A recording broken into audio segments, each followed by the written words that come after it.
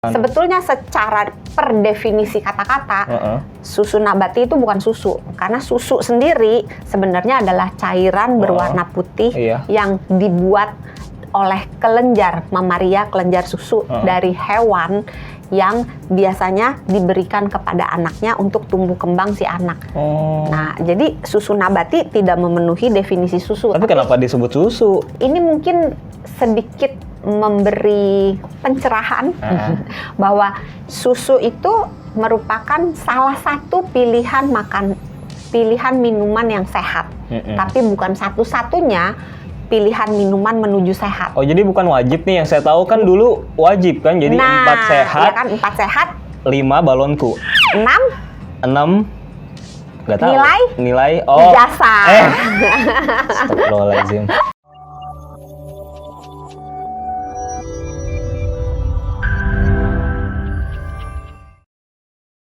Ini ada mitos yang berkembang nih, Dok. Katanya susu nabati kan salah satunya populernya susu oat ya, atau oat milk.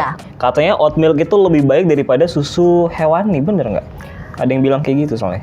Susu sapi. Sebenarnya gini, masing-masing punya kelebihan sendiri-sendiri yang agak susah dibandingkan karena zat yang dominannya berbeda. Gitu. Kalau di susu hewani, susu sapi atau susu kambing, dominannya itu di asam aminonya lengkap, proteinnya lebih mudah diserap gitu. Mungkin kalau di yang oat, pilihannya itu komponen karbohidratnya lebih tinggi, gulanya lebih tinggi gitu. Terus komponen rasa juga kan berbeda. Ada yang suka rasa susu sapi, ada yang lebih suka rasa oat. Kalau udah keterlibatan rasa kan sifatnya subjektif gitu kan. Jadi masing-masing agak sulit dibedakan karena komposisinya berbeda. Terus jalan keluarnya, ya saya nih misalnya mau memutuskan ini minum susu yang mana ya, baca isinya. That's why penting untuk ngelihat di baliknya komposisinya, butuhnya apa. Butuhnya apa? Kalau misalnya butuhnya lebih ke karbohidrat, pilihnya yang oat. Kalau butuhnya misalnya ke yang protein, pilihnya yang susu sapi gitu. Terus misalnya lihat juga alergi enggak, intoleran enggak. Kalau misalnya iya, ya berarti pilihannya ke susu nabati. Susu nabati sendiri kan macam-macam. Di antara susu nabati, berbagai susu nabati, kalau kita kejarnya proteinnya, kita kejar kandungan proteinnya, paling baik itu adalah susu kacang dibanding dengan yang lain-lainnya. Dikoreksi ya kalau misalnya saya salah ya. Lah kan feel free aja. Gak tahu kalau masih lanjut. Nah, kalau yang susu hewani nih, Dok ya, saya mau bahas susu hewani. Akan ada banyak jenis ya, kayak tadi ada yang UHT, ada yang pasteurisasi, ada juga yang susu segar ya, biasanya kalau di peternakan ya kan, daerah-daerah Jawa Barat. Yang saya mau tanyain tuh kalau susu hewani nih, terutama susu sapi, sebenarnya yang paling direkomendasikan secara umum tuh apa? Susu segar kah, susu pasteurisasi, UHT, atau yang gimana? Atau full cream? Ya sebenarnya agak susah juga. Paling kalau secara segi rasa dan komponen zat gizinya yang paling bagus yang susu segar. Karena susu segar itu belum diapa-apain. Dari pure. Kelenjar susu sapi, kelenjar susu sapi didinginkan, diperah, didinginkan gitu. Nggak ada proses apa-apa. Nah, nggak dimasak dulu. Kan diperah, didinginkan. Ya udah itu susu segar. Oh, nggak perlu pengolahan dimasak dulu gitu nggak? Kalau udah diolah masuknya akan jadi susu olahan. Oh gitu. Nah, tergantung olahnya apa.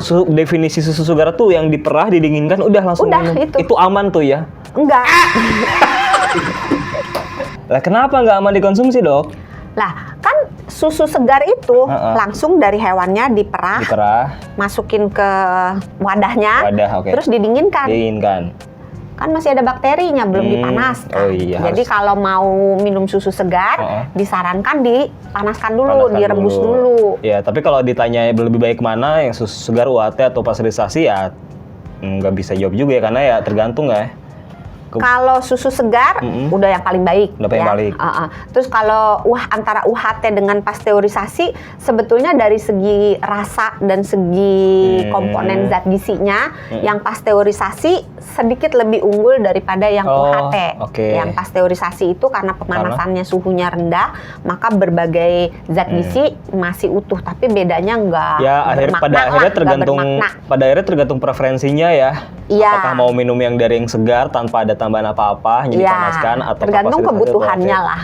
Atau mungkin di rumah nggak punya kulkas, ya udah belinya yang UHT misalnya. Karena kalau UHT nggak perlu kulkas. Kalau pasteurisasi harus kulkas. Kalau belum dibuka ya. Kalau udah dibuka, kalau misalnya gelasnya kemasannya kecil ya harus habis. Kalau kemasannya besar ya harus masuk ke dalam kulkas.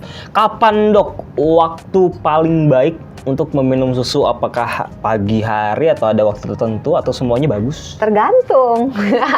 Dokter Santi tergantung terus gitu kan.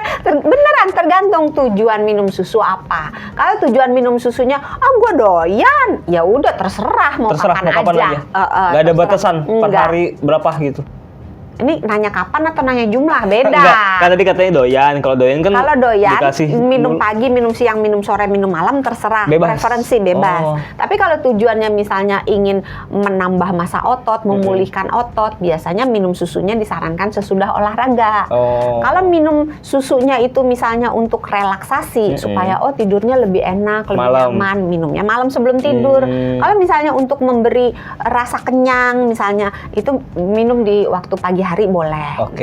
Nah itu kan kapan ya? Kalau berapa kali, ada nggak batasannya nggak sih per hari? Misalkan jangan sampai melebihi 10 gelas. Sebenarnya agak sulit ya, karena beberapa waktu yang lalu kan ada yang bilang minum susunya 2 liter gitu. Ingat nggak yang?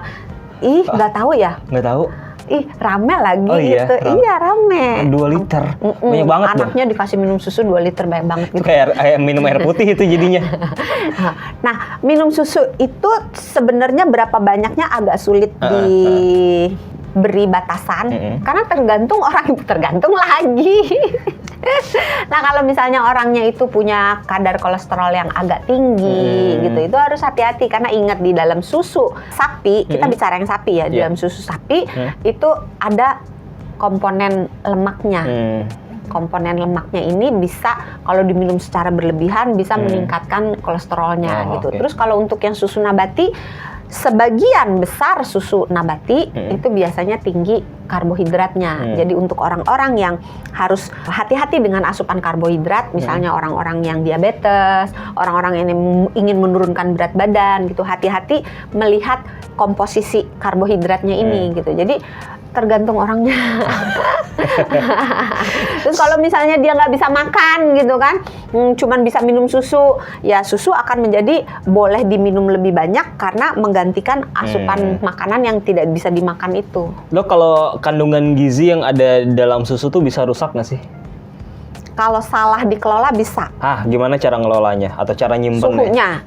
Cara mengolah atau cara menyimpannya? Kalau misalnya menyimpannya pada suhu yang tidak tepat, tergantung jenis susunya juga ya. Kalau jenis susunya misalnya yang UHT, sebelum dibuka dia boleh ditaruh di suhu ruangan.